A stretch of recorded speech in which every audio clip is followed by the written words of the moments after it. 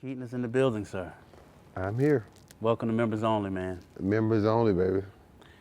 You know you're a legend, right? I heard I'm a legend. I hope it's true, you know. It's cool. It give my kids something to ride on. Yeah, I can dig that. You've done a lot for music, I've done a lot for music, for the culture. for the culture, yeah. That's true. How you feel today, brother? Right now, Yep, honestly, how I feel? totally. I'm a little hungry. I was excited to do, well, I mean, when it was you, I was Yeah. coming to interview with, I was excited. I couldn't wait to come interview with you, because you're my dog. You know, I rock with you. Thank you, sir. You're like one of the dopest people I know in my life. 10-4. So when I was coming to interview with you, I was excited. So I didn't really eat, and then I got here, and then I got drinks, and So you low-key litty right now? I'm a little lit. I'm a little lit, but I'm here with you, man. So I Yeah. feel honored. I feel honored to be here with you, man. And I've been waiting for this day, man. I'm gonna give us a little backstory to the audience, right? So around 08, 07, Yep. I had the opportunity of running across you at Frequency nightclub in Buckhead. Frequency, Yeah, and you had your days. singles on the CD. right? So I got the joint, put it on the mixtape because I was DJing at the time, I remember. and put it out there. And You were a everybody, great DJ, by the way. Thank you. You're a Thank, great thank you DJ. very much. I'm thinking about possibly bringing them turntables back. Why not? I fell out of love with music, brother. Oh, Mainstream, excuse You me. did. I don't think you fell out of love with music. I think you fell out of love with what they turned it to. Come on, I think you fell out of love with that. that part, yeah. But your love for music is the same as mine. Right. Because that feeling you feel, Yeah. I have that same feeling. Sometimes I'm just like, oh no.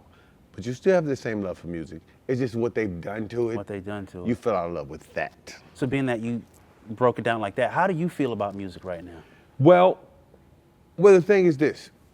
How I feel about music right now is I'm happy to see, although some of the youngsters, they don't have, I'll put it like this. I want to be clear with this because I'll get flack. And I don't care about flack, but I'll tell you like this.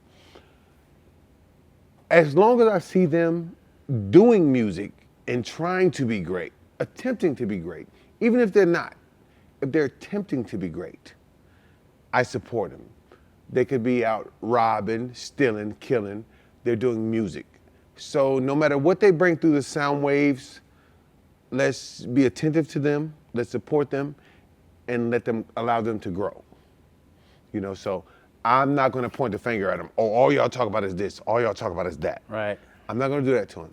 As long as there is some substance, you know, let them do it. Let them do it. I support the babies. I love you babies. I love all the babies, and I hope they watching this right now. I love the babies, but the thing is, I really want you to understand that you are royalty. You are kings. You are queens. Like, stop degrading yourselves. You know, you talk about murder. You talk about drugs. You talk about all these things that are killing our community. And I want you all to acknowledge who you are so that you can have it, you can have an impact that's an actual impact. I'm not gonna get deep. Ask me something else. Nah, and we appreciate what you bringing, brother, because it needs to be spoken on. You know, music has changed a lot as far as in the commercialization of it, Right. how it's distributed. Like you said, what they're putting out through the sound waves. And being that you're such of an amazing songwriter and producer, where does that put you at right now? Like, Well, the thing is, man, I have a friend that's upset at me right now. You know, a good friend of mine. Yeah. I love him dearly. yep, You know who I'm talking about. I love him dearly. I love his family, his wife, his kids. I've been there from the beginning. Yep. You know, but it's like he got kind of upset at me because he was like, "Hey, yeah, your nephew is doing this and your nephew is doing that," and I'm like, "Let me hear it," and I hear it, and then my nephew is talking about killing people and trapping and all this kind of thing, which I know he's never done. You know, his mother's a dentist, His father's a heart surgeon. Like, I seen your whole life. I know when you was born. I know who you are. You never went through these things you're talking about. And then you show me, you bring me this song that says is your hit single. And so this single, you teach me a dance. It's like, first you do it like a ding, turn around and then you kill me at the end of the song. It's not nice. Like, nigga, do you like me or not? Like, you just taught me a dance and then killed me. Like, we have to stop murder. Yep. We have to stop. It's a song where they're like, I just popped a Burke 30. I just popped a perk this, a perk that. Okay, so, and then everybody's making TikTok dances to it. Like, this is a drug that is destroying our babies. They're popping these. Fentanyl is a terrible thing. They're putting this in them. And they're taking these pills and our babies are dying. And you motherfuckers making TikTok videos off this shit? Yep. Can I curse on here? You're good. Okay, so you making TikTok videos off some shit that's killing our babies? And y'all think it's fun and y'all dancing? I'm not with that shit. I'll never fuck with that shit. I'll never fuck with that shit. Like, ever. So like, where do we go from here, Sky? Being that you don't want to fuck none of that stuff. what we need to do is this, man. Yep. The first thing is this. What you guys need to understand is that, okay, whatever you're going through, whatever you're witnessing, whatever you're experiencing, what you have to understand is this. God acknowledges you as much as you acknowledge God. Okay? So that means when you wake up in the morning, it don't matter what you went through the night before, you acknowledge God. Like, God, I thank you for waking up. Don't ask God for anything. Thank God for everything. God, I thank you for waking up. I thank you for being here. Why, whatever.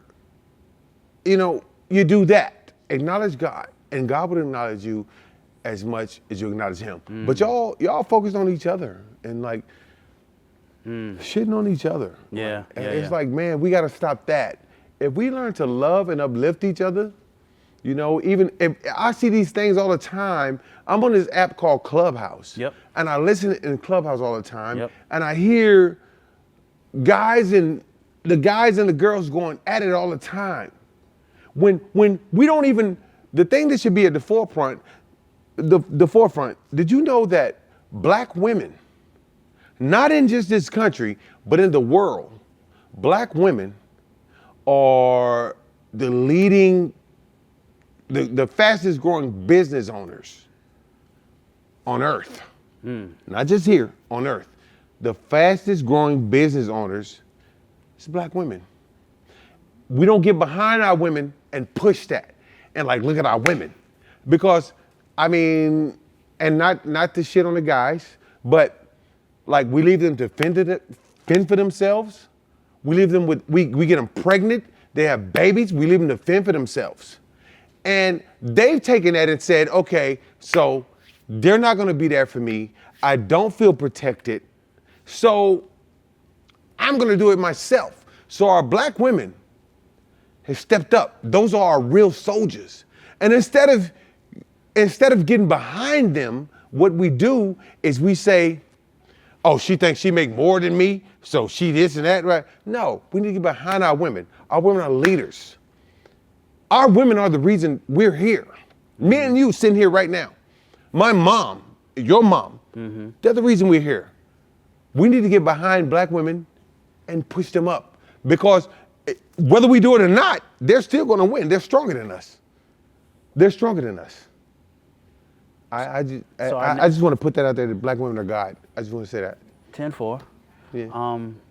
So moving forward, Brother Sky, what can we do to aid our community, put better music out there, restore the art of music, mainstream wise, or is it bigger than us? Is it a system, a machine? Well, I've been in this business for a long time. Right.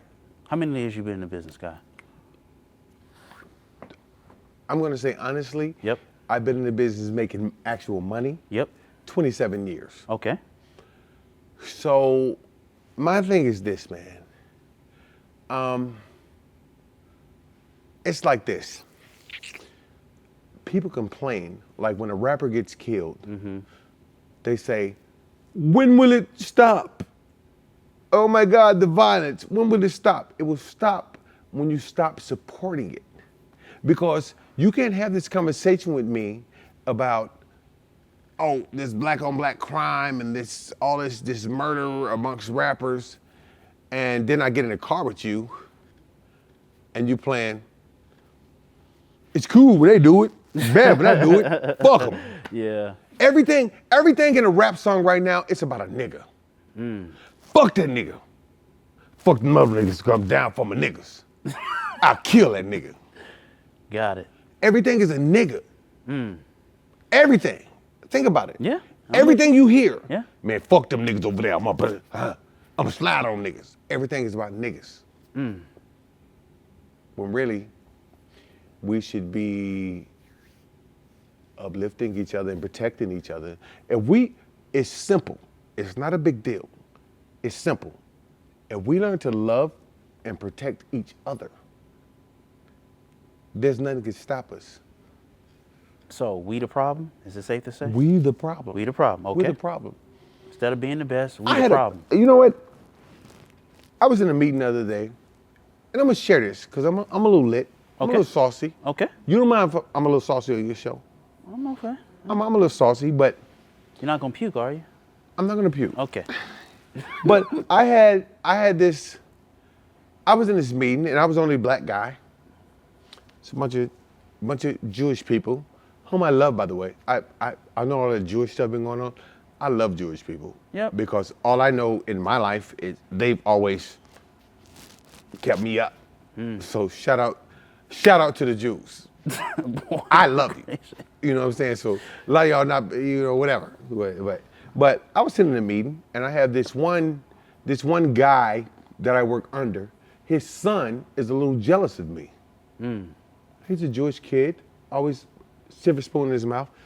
And he does this thing to where no matter what I say, he always, oh, well, yeah, that's not gonna be this. He made a joke first. He made a joke. I'm not gonna say no names. Yep. Because I love the family, I love the guys. But he makes this joke like we talking about throwing a party. And he's like, hey, don't forget the Hennessy and the chicken wings, right, Sky? Wow. He's doing that thing.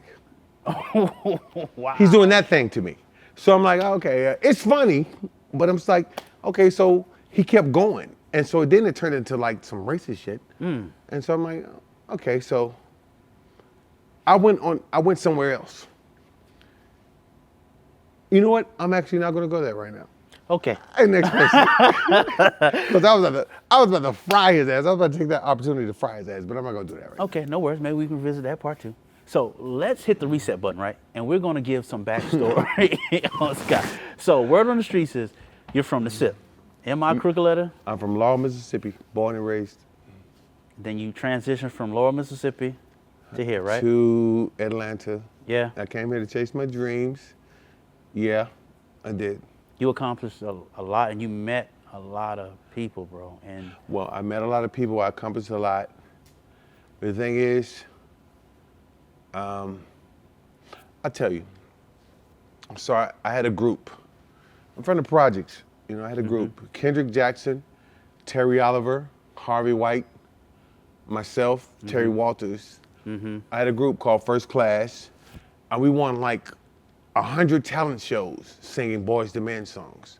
We got first place every time, So that was my first thing I started with. And I'm not gonna make it long. I'm gonna tell you a short story. Terry Walters, who's a member of the group, he was murdered accidentally by another one of my loved ones. When that happened, I left. I told my mom, I told my family, I'm leaving here. I don't want to be here anymore because that summer I lost 15 friends and they were killing each other and they died in front of my face. A lot of trauma. I saw my friends get murdered in front of me, like die, like me holding their hands, like no. Like I saw it and they were killing each other. So when Terry Walters, who would be retiring on a Kobe Bryant level right now. He was murdered in my face. One of my best friends hung with him every day. He was murdered in my face. It broke my heart. So I left. I told my mom I was leaving, and I didn't have much money, but I told my mother, I'm leaving here. And she she wouldn't give me no money because she didn't want me to leave. I left anyway. I caught a ride with Philip Nicholson. Philip Nicholson was MC Smart. He wrote Band in the USA for Luke. Really? Band in, he wrote that. He got fucked over. But he was coming to Atlanta. I caught a ride with him. When he got ready to leave, I wasn't going home. I'm like, I'm not leaving.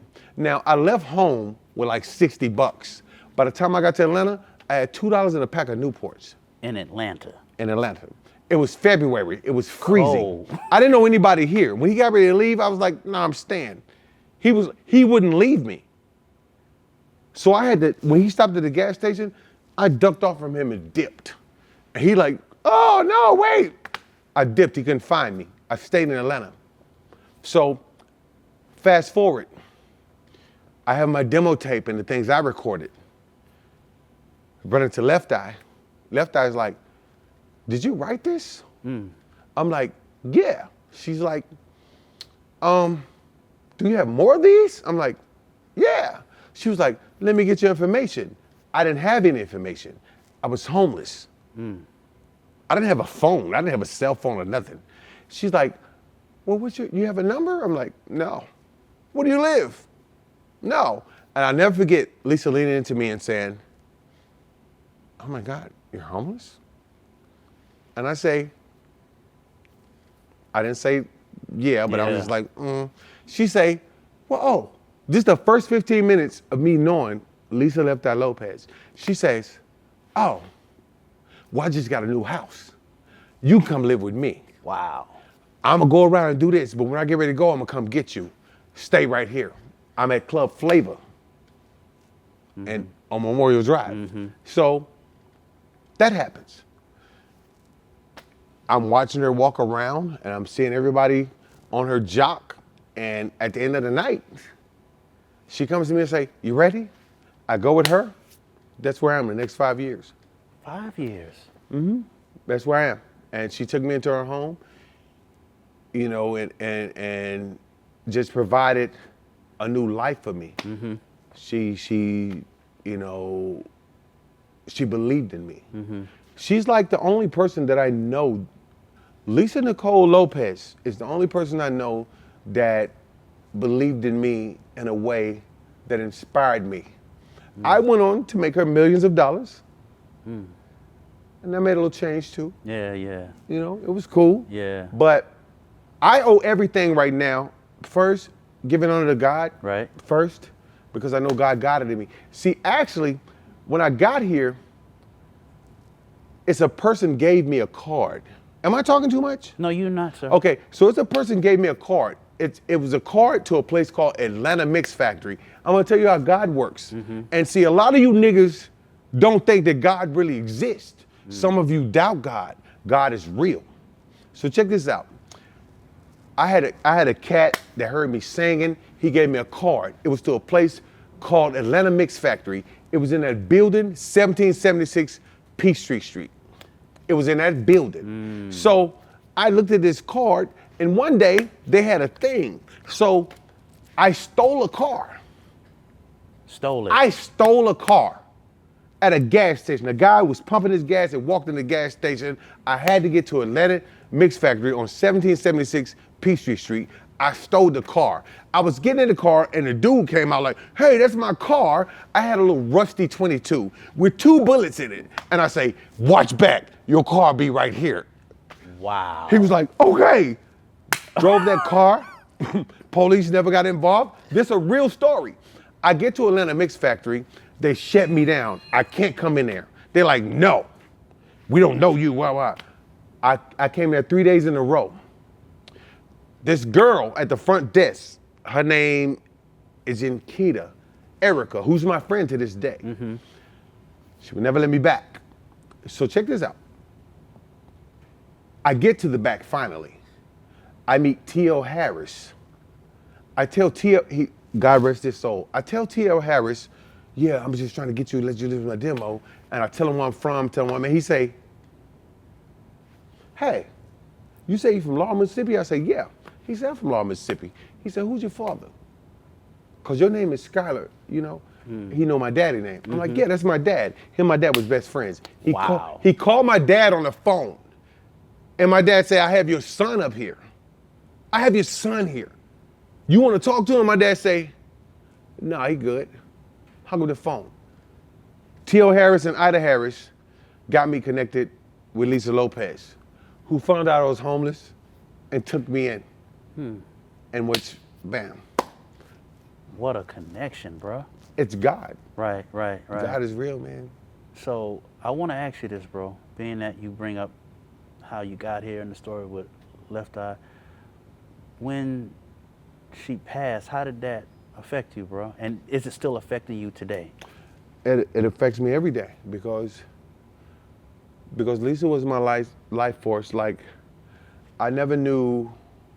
I still don't know a person. Lisa Nicole Lopez, Left Eye. Lisa Nicole Lopez, Left Eye. One of the greatest human beings I've ever met in my life. She loved me for no reason. She loved me for no reason. She believed in me for no reason. She believed in me. She took me in. She took me off the streets, put me in a $5 million house and said, just do what you know how to do. And I was the richest I ever been. It was fun. Yeah. It was fun. I appreciate her. And still to this day, I know she's watching me. I feel her every day. Like, to y'all, Left Eye died 20 years ago. To me, that shit seemed like it happened yesterday. It seemed like it happened yesterday.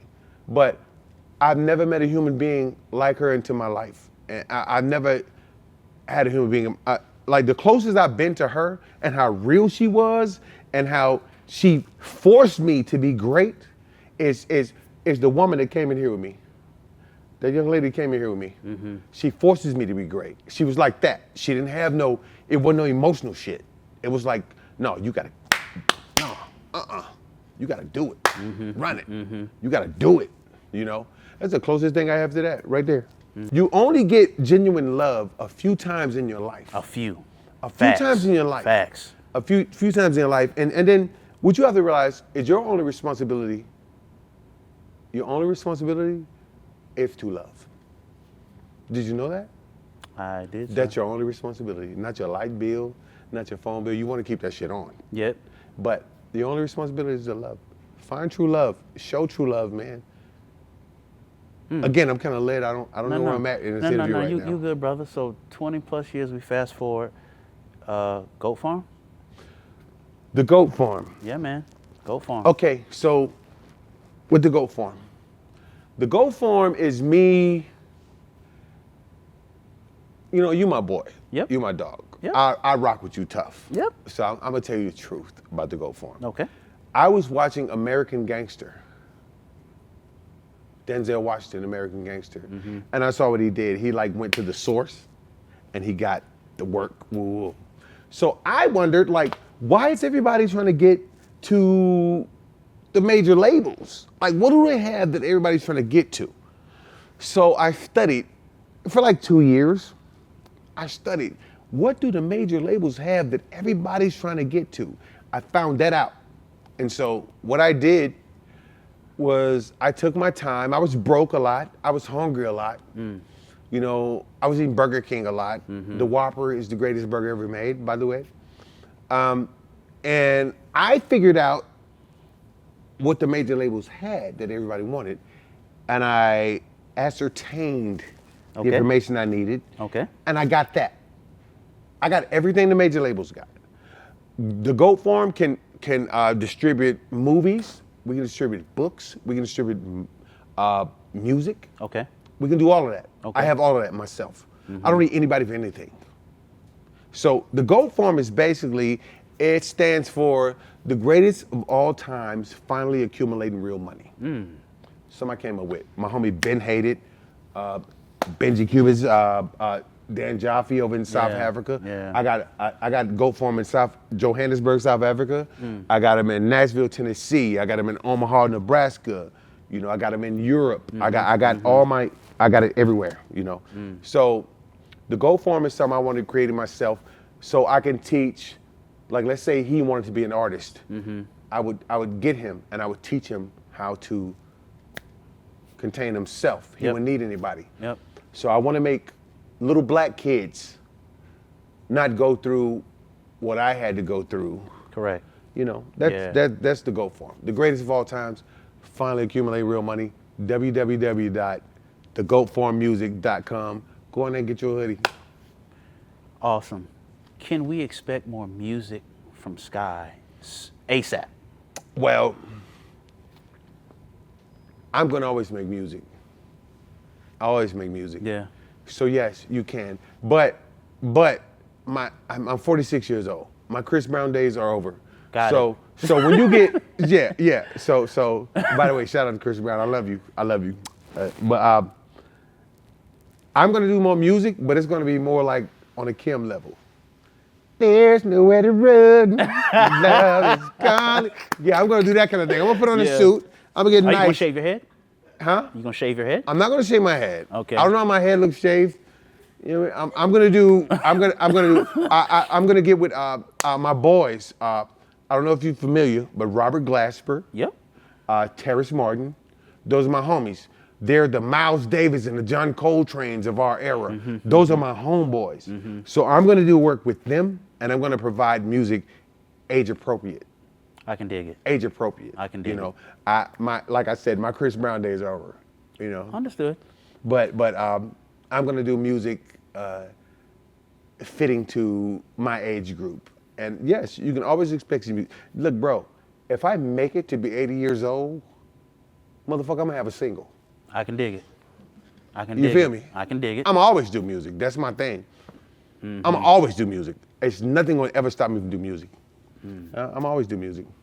And we appreciate that you're gonna keep going and that we can expect more from you. I'm never gonna stop doing Never music. stop, man. bro. I would never stop doing music. That's my first love. You're here for a reason. I'm here Everything for a happens for a reason and in due season. Absolutely. You know, we cross each other's path. Right. At the Tricky Joint, the sessions, and it's been on ever since. And I appreciate you being you, Tricky brother. Stewart. Yeah, man. Can I tell you a funny Tricky Stewart story? Funny, bring it. Tricky, see. So you know my best friend, the closest person to me in my life, is Jason Weaver. Okay. A lot of people don't know this, but Jason Weaver and Tricky Stewart are first cousins. Stop. Their mothers are sisters. Okay? And so Tricky and Dream is getting all this bread. You know, I remember when Dream was lame and like by me and like yeah, I got it going. I've been had it popping. Before these niggas even got close to that, I've been had it popping. Like, you know, when I was 18 years old, I had like $7.5 million and I threw it all away on like chicken wings and bitches. How? It's easy. It's not that much chicken in the world. It's a lot of chicken. It's a lot of chicken in the world. Like I've anything that's to be done, I've done it. Yeah. That's why I'm not easily impressed. Yeah. I get to work with Tricky Stewart. He just called me at 9 o'clock in the morning, asked me to be at his house at 10:30. I'm on the way. And I get to his house and he's like, okay, yeah. He's like, okay, so I'm having a Christmas party. I need you to move all this shit out of my living room and to the garage. And I'm like, Wow. cool. It's part of the work. But, and then the other day, he hit me again out of nowhere. Tricky just came off the Grammys. Yep. Tricky just won. Tricky's the biggest producer in the world right now, as we Huge. speak. Yes, Break sir. My Soul, you know. Yep. Or the Mary J. Blige, fine. He got all that. He called me the other day. He say, hey, Sky, can you come by the house tomorrow? I'm like, Tricky, I'm kind of sick. I'm under the weather today, and tomorrow I might be sick. He's like, oh, okay, so you mean Sunday? He didn't care. Yeah. I'm like, yeah. so I'm like, Tricky called me. Tricky Stewart's calling me. I gotta go. So I'm like, it's finally on. I'm working with Tricky.